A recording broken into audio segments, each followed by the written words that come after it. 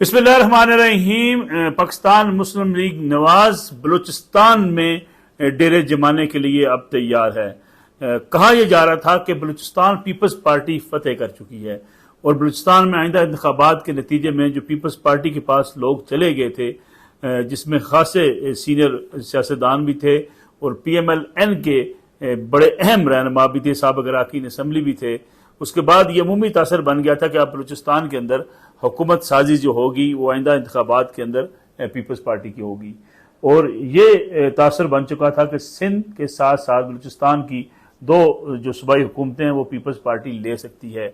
लेकिन सूरत हाल खासी बदलती हुई नजर आ रही है। पीपल्स पार्टी के जो गिले शिकवे हैं और उनके तंदो तेज जो बयानात हैं वो भी इस बात का इशारा करते हैं कि पीपल्स पार्टी को कहीं ना कहीं से अब मुश्किलात का सामना करना पड़ रहा है। और ख़ास तौर पे जब ये खबरें मंजर आम पर आ गई कि अब बाप पार्टी के अहम अरकान जो वहाँ की सूबाई वज़रा आला भी हैं वो भी मुस्लिम लीग नून में शामिल होने जा रहे हैं। गोया वहाँ के इलेक्टेबल्स की अब बड़ी तादाद अगर मुस्लिम लीग नवाज के पास चली जाती है तो उसके बाद पाकिस्तान पीपल्स पार्टी को बलूचिस्तान से भी उनकी हुकूमत साजी के अमल से वो निकलती हुई दिखाई दे रही है। अगर आप पिछले कई रोज की सियासत को देखें तो आपको नजर आता है कि पीपल्स पार्टी बड़ी मुस्लिम लीग नवाज के हवाले से खासी एग्रेसिव दिखाई दे रही है। और ये कहा जा रहा है कि पीपल्स पार्टी को यह गिला शिकवा है कि इस्टेब्लिशमेंट का इस वक्त झुकाव PMLN की तरफ है। हत्ता कि यहां तक कह दिया गया कि इंतखाबात की जरूरत नहीं है, मियां नवाज शरीफ सिलेक्ट हो चुके हैं, ऐसे इंतखाबात करवाने की जरूरत क्या है। मियां नवाज शरीफ को खुद ही कहा जाए और जाकर वो हल्फ पढ़ लें, ओथ ले लें और वो खुद ही वजीर आजम बन जाए, क्योंकि माहौल सारा साजगार किया गया है वो मियां नवाज शरीफ के लिए। पीपल्स पार्टी ने गिले शिकवों का आगाज किया था निगरान हुकूमत जब कायम हुई थी। उस वक्त पीपल्स पार्टी ने कहा था कि अफसरान के तबादले हों या जो है कैबिनेट की तश्कील हो, पीपल्स पार्टी को नजरअंदाज किया गया है। साथ ही साथ ये भी कहा गया कि जिस तरीके से वज़ीर इत्तलात मुर्तज़ा सोलंकी हैं, कहा जाता है कि वो पीपल्स पार्टी के हमायती थे, पीपल्स पार्टी के साथ रहे और पीपल्स पार्टी के कोटे में से उन्हें जो है वो निगरान वज़ीर इत्तलात बनाया गया। लेकिन वो भी मरियम औरंगजेब जो हैं वो उनको वज़ीर इत्तलात उन्होंने उनकी रिकमेंडेशन से वज़ीर इत्तलात बने थे। गोया पीपल्स पार्टी को निगरान काबीना से भी एतराज़ था। फिर निगरान काबीना के बाद जिस तरीके से मियां नवाज शरीफ की पाकिस्तान आमद हुई उस पर पीपल्स पार्टी खासे गिले शिकवे करती रही है। लेकिन अब बलूचिस्तान में बिल्कुल एक लंबा सफाया होने वाला है। और लंबा सफाया क्या होने वाला है कि बाग पार्टी के तमाम अहम रहनुमा मुस्लिम लीग नवाज के साथ शामिल हो जाएंगे।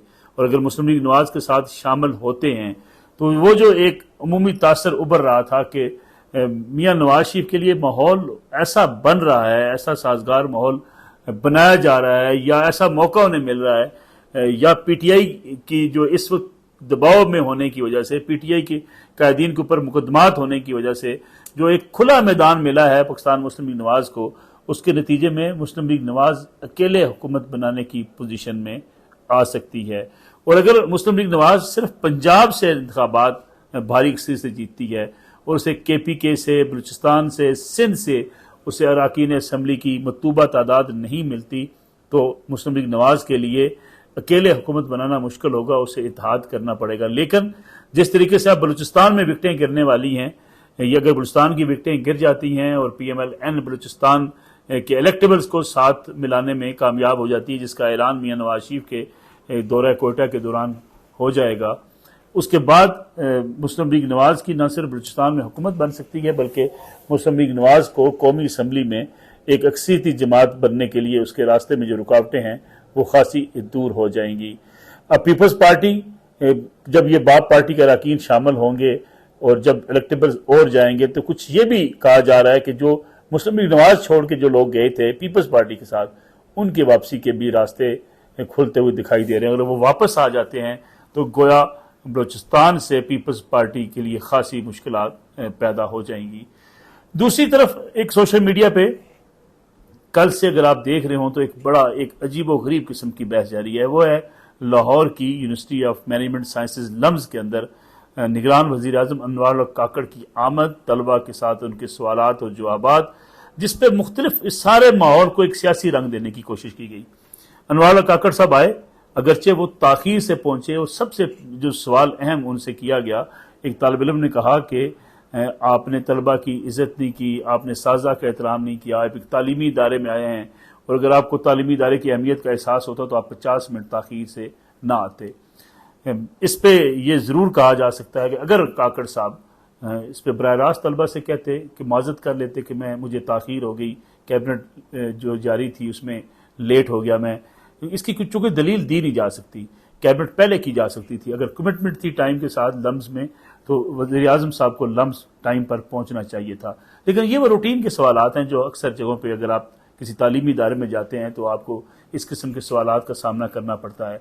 इसी तरीके से इलेक्शन की तारीख, कब इलेक्शन होंगे, आइन के मुताबिक इलेक्शन क्यों नहीं हो रहे, इस पर भी वज़ीर आज़म ने, काकड़ साहब ने बड़े खुले दिल से कहा कि ये इलेक्शन कमीशन ऑफ पाकिस्तान की जिम्मेदारी है, उनका काम ये नहीं है, ना ही उनकी जिम्मेदारी है। फिर ये कहना कि डेवलपमेंट के काम बलूचिस्तान में ना होना, तो उन्होंने कहा कि मैं किला सैफुल्ला का जो है वो वज़ीर आज़म नहीं हूँ, मैं पूरे पाकिस्तान का निगरान वज़ीर आज़म हूँ। ये अगर आप देखें लम्स हो, गवर्नमेंट कॉलेज लाहौर हो, अगर दीगर का तालीमी इदारे हों, जब भी कोई पॉलिटिकल फिगर्स बड़ी जो है शख्सियात जाती हैं ऐसे तालीमी इदारे में तो यंगस्टर इस किस्म के सवालात अक्सर करते हैं। ये कोई ऐसा कोई अनहोनी बात नहीं है कि जिसपे इतनी लंबी चौड़ी बहस 2 दिन से जो है वो पॉलिटिकल जो एक्टिविस्ट हैं वो सारे अपनी एक मुहिम चलाए हुए हैं। जो लोग पाकिस्तान तहरीक इंसाफ से वाबस्ता हैं, सोशल मीडिया वर्कर्स, वो ट्रॉलिंग कर रहे हैं जनाब काकड़ साहब की, वज़ीर आज़म साहब की, कि जी लाजवाब कर दिया, पानी बार बार पीते रहे, उनके पास बोलने को कुछ नहीं था। और जो लोग पीटीआई मुखालफ हैं वो एक पूरी मुहिम चला रहे हैं कि जी वहाँ की लम्स यूनिवर्सिटी जो है वहाँ तरबियत कोई नहीं है, वहाँ अखलाकी तरबियत नहीं है, मेहमान के साथ ऐसे सवालात कैसे किए जाते हैं।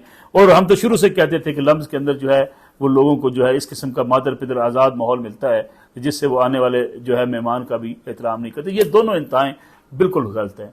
एक रूटीन की वज़ीर आज़म का वहाँ दौरा था, उनका इंटरेक्शन था तलबा के साथ, और उन्हें क्रेडिट देना चाहिए कि उन्होंने खुल के सवालात लिए और उनके जवाबात भी दिए। और सवालात करना तलबा का हक भी है, ये पूछना हर तालिब इल्म का, और डायलॉग ही सोसाइटी के अंदर जो है वो किसी भी सोसाइटी को आगे लेकर जाता है। और तालीमी इदारों में तो डायलॉग ज़्यादा होता है, यंगस्टर्स जो तलबा होते हैं उनके जहन के अंदर सवालात ज़्यादा होते हैं, अपने हुक्मरानों से पूछते हैं, अपने सियासतदानों से पूछते हैं। अगर वो नहीं पूछेंगे तो फिर कौन पूछेगा। ये कल्चर आम होना चाहिए, जगह जगह सवालात होने चाहिए, उनके जवाबात मिलने चाहिए। लेकिन इसको पॉलिटिकल एक माइलेज हासिल करने के लिए सियासी जमातों ने जिस तरीके से इस्तेमाल किया वो नहायत ही अफसोसनाक है। और फिर उसके बाद एक ऐसी सूरत हाल पैदा कर देगी कि गोया जिन लोगों ने सवालात किए, जिन बच्चों ने, उनके खिलाफ कार्रवाई होगी जी। और एक जाली वीडियो जो है वो बनाकर अपलोड कर दी गई कि ये कहा गया जी कि लम्स के उन तलबा को गिरफ्तार करने के लिए पुलिस ने छापा मारा, उनकी गिरफ्तारी करने की कोशिश की गई ताकि उन लोगों को गिरफ्तार किया जाए जिन्होंने वज़ीर आज़म अनवार काकड़ से सवालात किए थे। ना किसी ने कोई छापा मारा, ना किसी तालिब इल्म की निशानदेही की गई, ना पुलिस ने कोई इस किस्म की कार्रवाई की। लेकिन इतलात ये हैं कि पुलिस के आला हुकाम ने और इदारों ने उन लोगों की निशानदेही की है जिन्होंने ये जाली वीडियो बनाई थी और जाली वीडियो अपलोड की थी।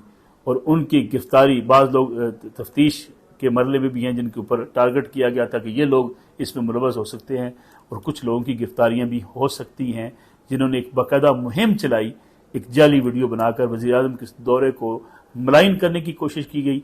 और पूरा एक जो माहौल ऐसा बनाया गया जिससे एक सियासी जो है वो कशीदगी हमने देखी। सोशल मीडिया का इस्तेमाल जो इस वक्त सियासी जमातें जिस अंदाज से कर रही हैं ये सोसाइटी के लिए बड़ा नुकसानदेह है। हकायक पर मबनी चीज़ें ज़रूर आनी चाहिए सोशल मीडिया पर, लेकिन पॉलिटिकल मोटिव्स के साथ किसी की किरदार कुशी, जाली खबरें और जाली मुहिम चलाने से सोसाइटी का खासा नुकसान हो रहा है। डायलॉग, सवालात, जवाबात, ये तलबा का भी हक है और हुक्मरानों और सियासतदानों का भी ये हक है कि वो उनके जवाबात दें, क्योंकि हुक्मरान बहरहाल अपनी अवाम के सामने जवाबदेह होते हैं।